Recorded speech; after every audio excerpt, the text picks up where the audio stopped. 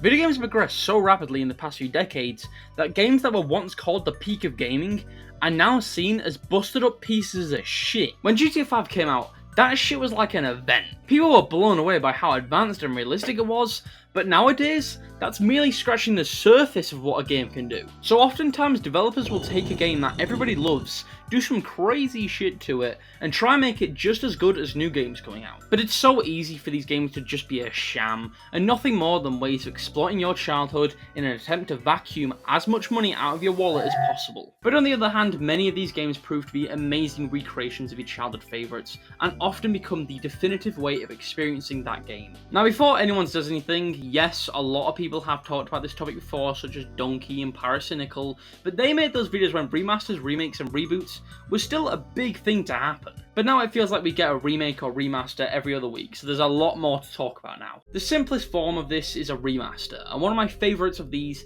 is the COD 4 remaster. It's extremely simple with only improving the graphics, but it's all it really needs, to be honest. It just makes the game way better to look at and just play in general. But the problem with this is so many people give remasters to games that just don't need them because of how simple they are to make. For example, this is The Last of Us Part 2, and this is the remaster. You can barely tell the difference, to the point I've just lied to you right now.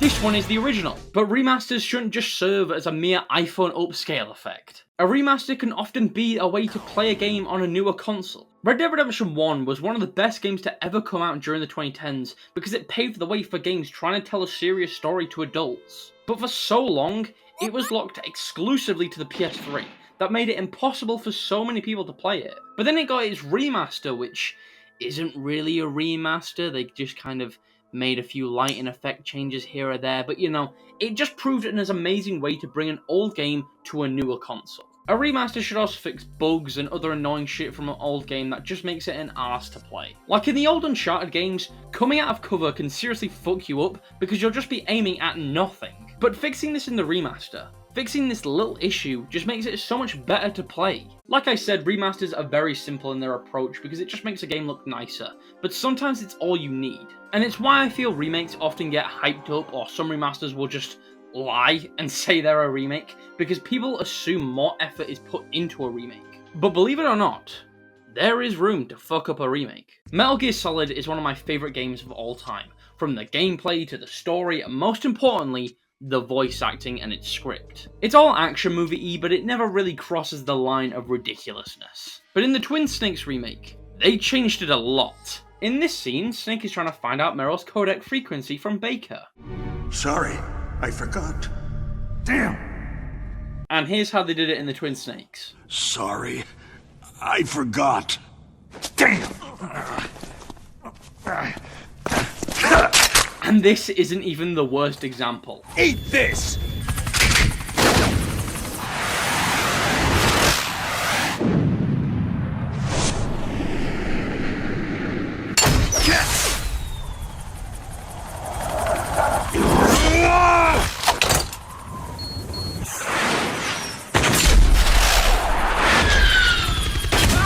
It's a problem remakes can very easily have when they're made by a different team. So much stuff can get changed for the worse, and it's a reason why people hate the Silent Hill HD collection. Silent Hill 2 is one of the most beloved horror games because even on its old hardware, it's still incredibly scary, mostly due to its atmosphere and its sound design. But with the HD version, almost all of that was lost, and it definitely doesn't help they replaced the original voice actor with Troy Baker. How do you know about that? Aren't you Maria? And while Troy does do a good job, it doesn't sound scary because Troy's voice is a super familiar one, so it doesn't feel like you're playing as a mysterious man, but instead just another Troy Baker character. Speaking of HD collections, these were once the standard of a remake. Technology, and mainly graphics, had progressed a lot since the 6th generation, so many devs wanted to put their games into HD. Like Wind Waker for the GameCube, it's a pretty good game, you know, it looks alright, you know, it's pretty good. But then you get the HD version, and that graphical change just makes all the difference. But wait, Wozzer, ain't this just a remaster, you ask? Well yes, but actually no. Many of them would just make the game look nicer, but some of them would add completely new features that just makes it impossible to decipher what a remake is and isn't.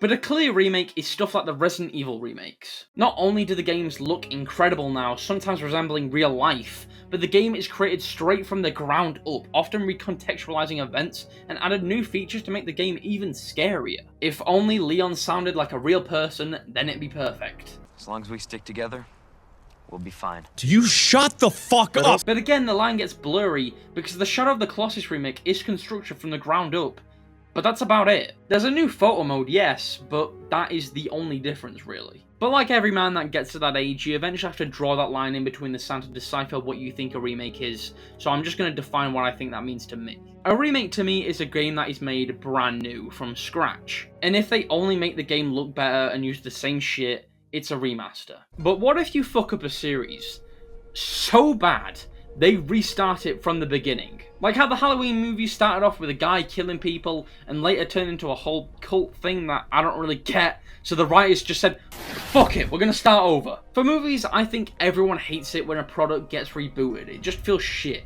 But for a game, I don't really get as mad about it. Because oftentimes these reboots are done because they want to tell the story that they've always wanted to, but because of the technology, they just couldn't, but now they can. Like the old Doom games, they have a little bit of story, but if you don't really look for it, you're not gonna find it. So they rebooted the series in 2016 and added a lot more story to it. At heart, they are very similar games, but they add way more story to it that just fits with a modern audience. And by far the best thing about the game is it's not a replacement of the original. The worst thing about movie reboots is they're often seen as replacements of the original, and people don't really like it when you try and replace that thing that they love. Which is why I think Sonic 06 fucked up so much. Sonic 06 was trying to restart the entire Sonic series, straying away from the old classic and going more modern, even calling itself a complete restart and a replacement. So when it turned out to be the huge pile of dog shit that it is, it wasn't just seen as a bad Sonic game. It was a disgrace to the entire franchise. Same with GoldenEye Reloaded. GoldenEye is one of the best shooters of all time, beloved by millions,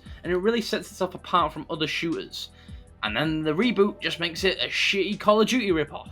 I think the best example of a video game reboot is the God of War reboot in 2018. It doesn't replace the original game, but instead builds on top of it and adds more story to those games, but you don't need to play them to understand the story of 2018. And that's what a reboot should be. It should be a way to introduce new fans to the story, while not disrespecting those old classics.